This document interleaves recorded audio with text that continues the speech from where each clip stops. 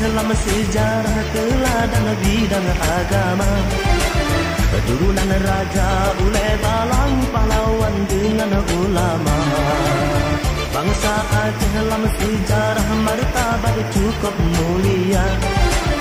Ada terisam kami